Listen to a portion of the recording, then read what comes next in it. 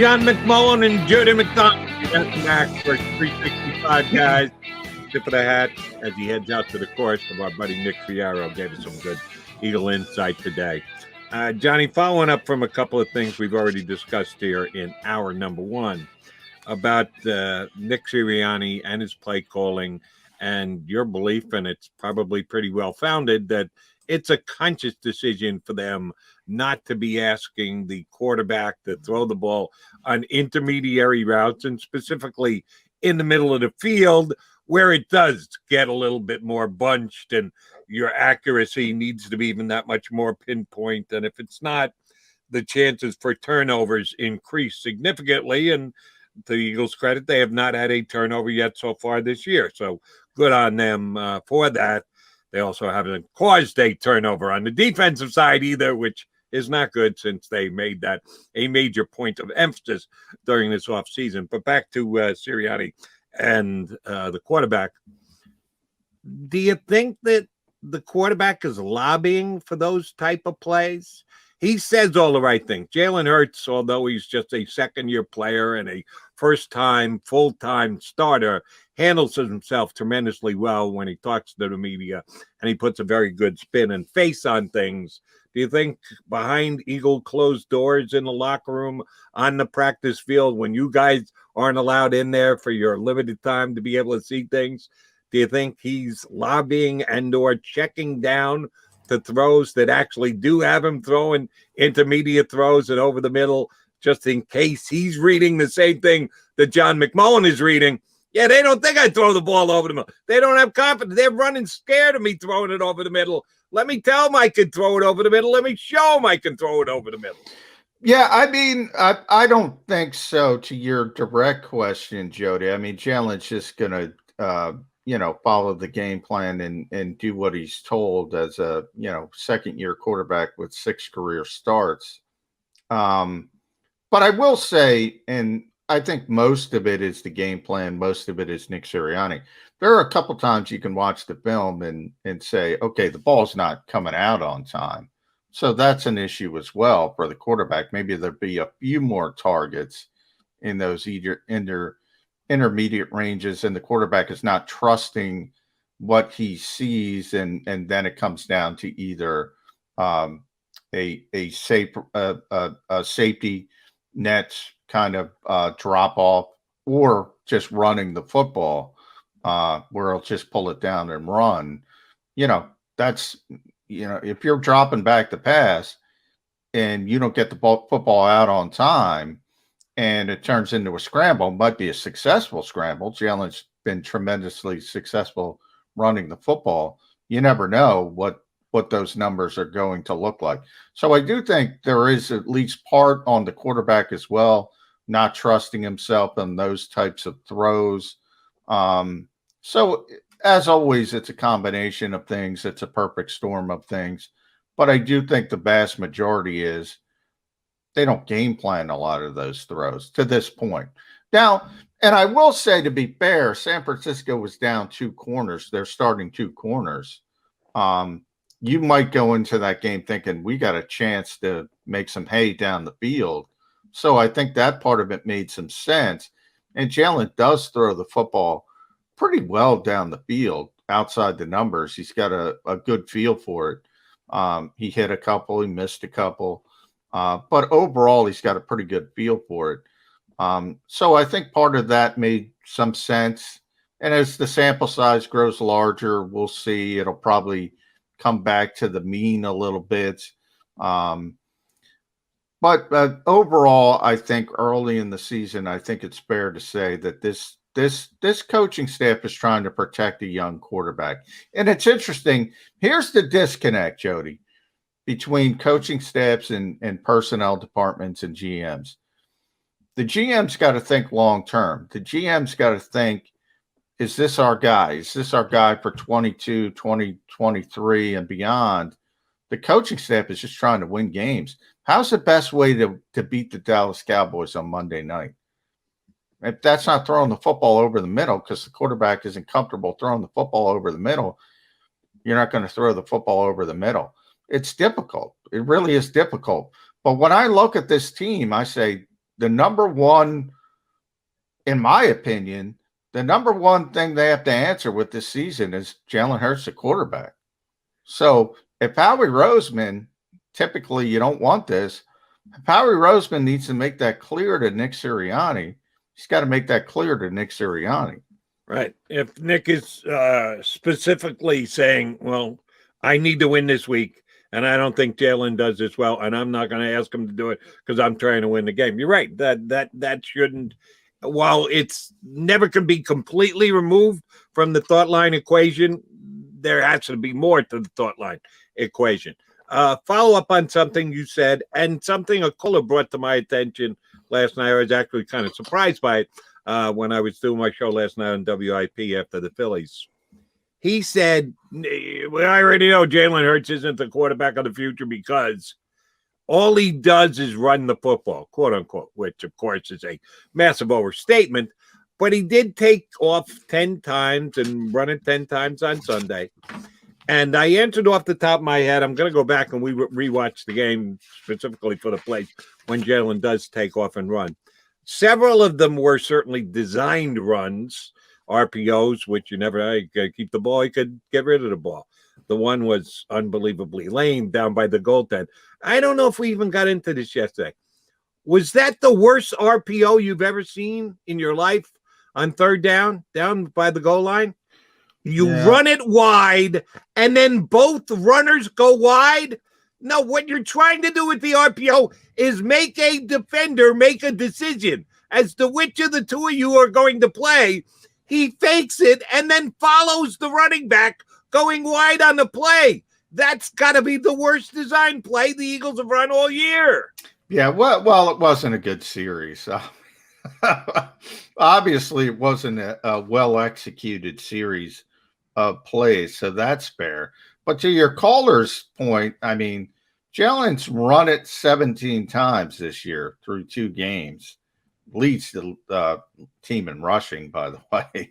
144 yards, 8.5 yards a carry, 8.5. That's pretty good. He's thrown it 58 times. So he's not just running the football.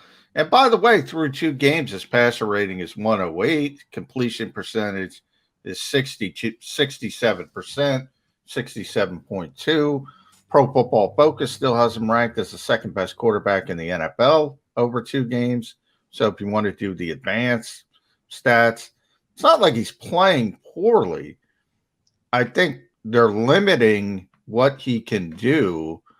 And to be honest, that's helping those numbers. Maybe the numbers are a little bit worse, but you're a better offense if you open up the rest of it. That's sort of what you have to weigh, I think. And I was just trying to answer them off the top of my head because I watched the entire game. I didn't get a chance to on Sunday go back and watch it again because shortly after the game is over, I jump on CBS Sports Radio and do a show on Sunday evening and the Sunday night. So I never got a chance to rewatch the game. I'm going to hopefully do that today. On those 10 runs that Jalen Hurts had, as I mentioned, some of them were called runs, designed runs. Some of them were his options on RPO, and a couple of them were, he drops back the pass. It's not there. Boom, he takes off and runs. On the plays where it was Jalen's choice to run, not the design of the play to have him run ahead of time, I thought maybe there was one off the top of my head where I said, wow, he pulled that down pretty quickly. He gave up on the pass attempt pretty quickly, and he just decided, I'm going to handle this myself. I'm going to take off and run. That's not bad. If it's one, maybe a second one, it was debatable. And again, you could judge this better because you're there. You can see the entire field. We're limited by what we see on television. I don't know if he missed or got a little skittish and didn't want to try and make a difficult pass, just said, I'll take off and run, and we'll make it a positive play. I didn't think it was all that bad. And when I got that call, that's all he does is run. My first thing to say was, no, not as I saw it, and object to that. Did you think that he was a little overly ready to run the football on Sunday against the 49ers? I mean, I think, on the 27-yard scramble, which essentially set up the touchdown, maybe, but who cares? It was a big play. You get It was the 27. biggest, yeah, it was the biggest play en route to that touchdown. They weren't able to throw the ball consistently in the second half, as we mentioned. Um, Guy's a playmaker. A little bit of a unique playmaker. So when people aren't used to certain things, like if you can get 27 yards, go get 27 yards. I mean, that's a chunk play. And we always talk about explosive plays, talking about that defense. They've given up one explosive play through 2 games through the air, one explosive play through 2 games in the running game. That's how good that defense has been. They're playing a lot of zone. Again, maybe not the preference from an aesthetic standpoint for what the fans want. So if you're thinking about Joe Montana or Tom Brady now, you don't even have to go back. Old school quarterbacks, Peyton Manning, who are surveying the whole field. No, he's not that. He's not that. It's going to be 1 read and go, or at the most 2 reads and go. And that's the way this league is going. That's what I was trying to get to with Nick Fierro, whether it's, these dual threat quarterbacks. That's what it is. It isn't 1, 2, 3, 4. What you're going to do if you're Peyton Manning, because Peyton Manning can't run the football. Peyton Manning can't go for 27 yards. So you have to play a different style of football. To Nick Sirianni's credit, I think, he knows what Jalen Hurts does well. He's developing an offense where, again, it's 1 or 2 reads and then go.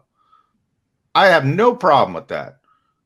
Occasionally, that first read's got to be in the middle of the field just to put it in the defense's mind that this part of the field is open. I think that, to me, is common sense. And I'll go old school with you, not as old school as some of the guys you mentioned, Joe Montana, but old school, and keep it here in Philadelphia. I started here in Philly with Randall Cunningham as the quarterback of the Philadelphia Eagles, who, oh, by the way, could pull it down, could make huge plays with his legs. And yes, there was a portion of the fan base that said, you can't win with a running quarterback. He's got to be able to win with the pot from the pocket. Randall was better when he was running, when that was added to his arsenal. It was part of his package and something the defense had to defend on a week in, week out basis because they knew he could pull it down and turn it up the field for 30 or 40 yards. So I disagreed with it then. And even Donovan McNabb, when he was in his younger stages as an Eagle, was not afraid to pull it down and go. He wasn't Randall Cunningham-like, but Donovan was a guy who could absolutely make plays with his legs. And he became more of a pocket passer over time.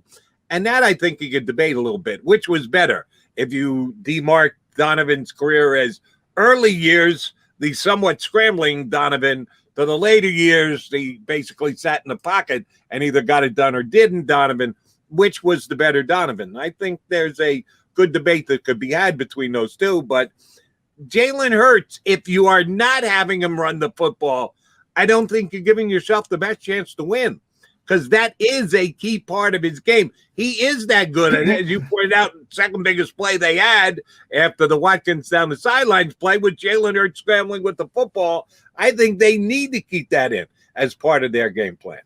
Oh, you have to. I mean, you mentioned Donovan McNabb. He's interesting because he was on the cusp almost of the change in the thought process, and he had to deal with that sentiment that you were talking about that even Randall Cunningham probably dealt with more. You can't win like this. You can't win like this. You can't win like this. He had to deal with that, and it affected him to the point where he stopped running on purpose and to prove that he could throw the football from the pocket. Look, Donovan McNabb, to me, is the best quarterback in this franchise's history. Now you can go back to Steve Van Buren. I'm in the modern history. He doesn't get as much credit as he deserves, but I think he would have even been better if he ignored those criticisms and just kept that part of his skill set in the game and didn't purposefully try to downplay it to placate some critics, which I think he did. I don't think you have to do that anymore. I know Nick Sirianni does it, and that's all that matters. You can have fans, but you have to play this way, you have to play this way.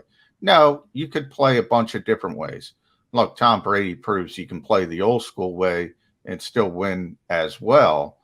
But it's difficult to stop these kinds of quarterbacks. And all you had to do was look at Lamar Jackson this week and Kyler Murray this week. And when you have a quarterback who can run and you can't account for it as a defense, again, it's X play, X play, X play, X play, X play. In the case of Jalen Hurts, it's sort of turned on its head. We know he can run the football. We know he can do the things he's doing. Now we just need the consistency throwing the football as well, especially in those intermediate routes. If you can click on that, then you've really got something. And that's what the Eagles, I assume, are trying to get to. Let me ask you about the concept of quarterbacks and how much is good for them to be able to run if you're talking about achieving the ultimate prize and the like.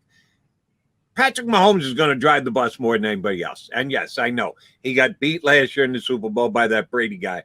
And I'm not even going to bring Brady into the conversation because we know what Brady is. He's old school and he's not going to run because he can't run. And oh, by the way, he's the greatest quarterback of all time. So he kind of skews the conversation just in general. Yeah, but he's the outlier. People bring up Tom Brady. Okay, yeah, but he's the outlier. You're not finding the next Tom Brady. So, I mean, good luck with that. Yeah, 7 Super Bowl titles. What are we? I lost track. Are we at 7? 7, yeah. Yeah, I lose track. 10 Super Bowls overall. How many could say, as a Jets fan, how many AFC East titles? And then he goes to a different. Didn't win last year. Oh, that's right. Brady was gone. Yeah, that's why the Patriots didn't win it. But he is the gold standard.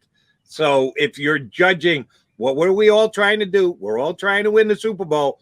Who wins the Super Bowl? A stay-at-home pocket quarterback. Well, yeah, I know it's one guy, and his name's Tom Brady, but he is getting it done year after year after year after year. So do you say, well, wait a minute. Yeah, there are some other guys that are being excited. I'm helping the team make the playoffs, even get the conference championship games, but they're not taking down the Super Bowl. That's still a pocket quarterback that's doing so. Granted, it's not multiple pocket. It's one, and his name is Brady. If you want to mix in another one, it would probably be Peyton Manning, who, like Brady, was a pocket quarterback because he's won 2 in the last however many years. You're going back more than a decade now. So I don't even know if you can count that Colts one anymore, but the Broncos one certainly does count. So I'm trying to be fair here. Is it all about Mahomes? Is he the guy who you have to say, look at, he's gone to 3 straight. If he goes again this year, which I picked him to do so, if he does go again, he won 1 and or 2, depending on what they do this upcoming year. Is he the guy that other coaches, other organizations will look at and go, this is the guy? I know it's going to be very difficult, just like it's nobody can find the next Brady. I don't know that anybody can find the next Mahomes. But is that the balance you want? I'll give you Mahomes' rushing stats during the last 2 years. In 2018, well, let me give, I'll give you 18, 19, 20. 60 rushes, 272 yards over a 16-game schedule.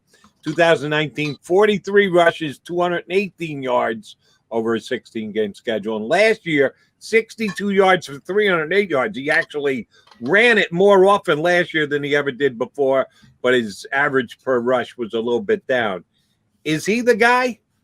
Is he what the teams are looking for? A guy who's not just pure passer, but until Lamar Jackson actually wins the Super Bowl, and I know he got the better of Mahomes with a little help from its defense, who punched the ball out late. If not, Kansas City could have just run out the clock, and Lamar Jackson would have never gotten back out onto the field.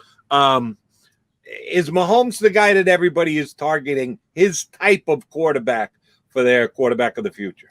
Yeah, I don't know if the template. I think the template would more be a little bit before Patrick and would be Aaron Rodgers, because I think the ability to run the football, but the bigger part of it is the ability to extend plays, the pocket presence, all that kind of stuff. So I think Rodgers is still the template of if you were going to go to central casting and say, this is the quarterback, this is the perfect quarterback, he'd be the closest. Nobody's perfect. He would be the closest when he's playing at his top level. Patrick's a little bit different. I've always compared Patrick to Steph Curry in the NBA because he's so unique. I always tell the story. I got old takes exposed. If you've ever seen that Twitter account, yeah. When you say something, and what I said was, during the draft, Patrick Mahomes is a mechanical mess, and I still get old takes exposed. Now, when he is plays, it old takes exposed or freezing cold takes? Same thing. It's okay. Add old takes exposed, which is freezing cold take. It's the same thing. So every once in a while it pops up, and they'll put up. He is a mechanical mess. That's what I joke about. He said he's horrific mechanically. You don't want to teach your son who's going to be a quarterback. You don't want to teach him to do what Patrick Mahomes does at the quarterback. He essentially plays quarterback like he's a shortstop. His dad was obviously an ex-major. He's got the weird arm angles. He's throwing no-look passes. He is. I always joke, and I joke with the freezing cold takes guy. I go, I'm right, but, I'm not going to argue with these morons because they don't understand. Then you saw Lamar Jackson. Did you see his jump throw? Jump pass, yeah. Guess what, people? That is not good mechanics. No. But what I said is, at some point when you're that talented, who cares? Who cares? But if normal quarterbacks try to do the things that Patrick Mahomes does, they're going to look really, really, really bad. That's why I bring up Steph Curry. You've been watching basketball for a long time, Jody.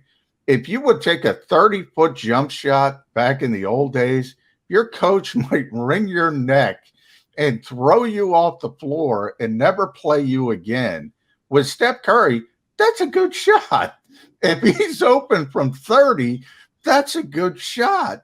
It is horrific from a sort of basketball standpoint of sentiment of how you're supposed to play the game, because nobody else can do it consistently. So I put players like that. That's why I've always compared Patrick Mahomes and Steph Curry. I put players like that aside. You're talking about normal people, and not even normal people. Normal NFL quarterbacks have to have good mechanics or they look terrible. So I don't know how you replicate a Patrick Mahomes. So when you start talking about templates, he'll never be the template because you can't replicate it. Here's where I know exactly where you're coming from. A little bit different, but combining the point that you were making with my game. I was never Patrick Mahomes, and I could shoot a little bit, but I sure as hell wasn't Steph Curry either. But here's what I used to do that my high school coach would, if it was during practice, he'd blow the whistle, stop, scream at me. Every once in a while, I'd do it in a game, he'd pull me out because he was just so dead set against us. And number one, I disagreed with him, and I'm a 17-year-old snot-nosed kid, and my high school coach was a borderline All-American player at St. John's, who was, I think, their leading scorer when his career actually wrapped up, by the name of Jerry Houston. He just would go crazy about this, and I think this actually hurt my high school career because I used to fight about it all the time. I got pretty good sized hands. For a 6-foot guy, I could actually palm a basketball, and I was a point guard. I handled the ball. I could very successfully pass off the dribble, be dribbling it, get it on your hand, and just throw the basketball and be able to do that. Now, for a high school level, the coach would, you don't do that. Don't pass it off. Grab the basketball and throw the bat. And he used to yell at me all the time. And I'd throw a pinpoint pass to a guy cutting to the basket, hit him in stride, one bat, boom, layup. Coach, can we see the result? Can we roll back the tape? Did it work? Oh, yes, it did. No, doesn't matter. Don't do that. You can't do that. I said you can't do that. Don't do that. And yes, that would oftentimes get me on the bench. So that's where I relate to what you're saying. Yeah, I had this ability. I became good at it before he ever got his hands on me. I was doing it when I was 12 years old, so I sure as hell could do it when I was 17, but it used to make him nuts because I used to do it all the time. Sit down, McDonald, sit down. How many times do I have to tell you? No passing off the dribble. Yeah. Well, and that's if you're a youth coach, if you're teaching young players, that's why you don't want that, because most can't do that. And then they'll say, "Oh, look what Jody's doing. I'm gonna try to replicate that." You know, in basketball sense, Pete Maravich, for people that remember Pete Maravich, I mean, just unbelievable. One of the greatest passers of all time. You don't want to teach a young kid to be like Pete Maravich. Julius Erving, you know, for people in Philadelphia. Yeah, I didn't have Doc's hands. Yeah. I got big hands. I didn't have Dr. J's hands. You don't want to teach young basketball players to play like Julius Erving. You don't want to teach young basketball players to play like Steph Curry. You don't want to teach young. It's not going to work. 99 times out of 100, probably 9,990 times. I mean, those people don't come around. And that's why we're talking about templates. And you always want sound fundamentals, because sound fundamentals are better than non-sound fundamentals. But there are those rare exceptions that don't have sound fundamentals, and it doesn't matter. And Patrick Mahomes is one of those guys. Lamar Jackson's one of those guys. But you can't teach that kind of stuff. All right, he's John McMullen. I'm Jody McDonald. We still got 40 minutes left here on Birds 365. Next thing I want to get into with John is the Eagles lost 2 players on Sunday. We know that Brandon Graham is done for the year. As Nick Sirianni told us yesterday, they think they're probably going to have to go IR with Brandon Brooks, but it could be as little as 3 weeks, that it's short term, and he could be back again, that it wasn't a season-ending injury. Well, we talked yesterday about who's going to step in. Yesterday, the Eagles used their rotation of defensive ends the way they did. They threw in Landon Dickerson as a guy to take over, and probably going to be the way they're going to go going forward. But there's also more guys that are going to be involved, because someone's going to get to be added to the roster, because neither guy, and again, they haven't officially put Brandon Brooks on IR yet. John's assuming that. I'm assuming that, even if it's short term, somebody's going to get elevated, either from the practice squad, or they're going to try and grab somebody off the scrap heap. If that's it, they really need to do it today. They do have an extra day this week because it's the Cowboys on Monday night. But if you want to get a guy up to at least, if you have to throw him in, anybody they would claim off waivers or bring in from outside, they would be using as a backup. So not somebody they're going to put in as a starter in either of those 2 positions. But what way are the Eagles going to go with the opening of the 2 roster spots on game day? How will they play it? I'll run that by McMullen when we come back. He's Johnny Mac. I'm Jody Mac, the Mac and Mac guys on Birds 365.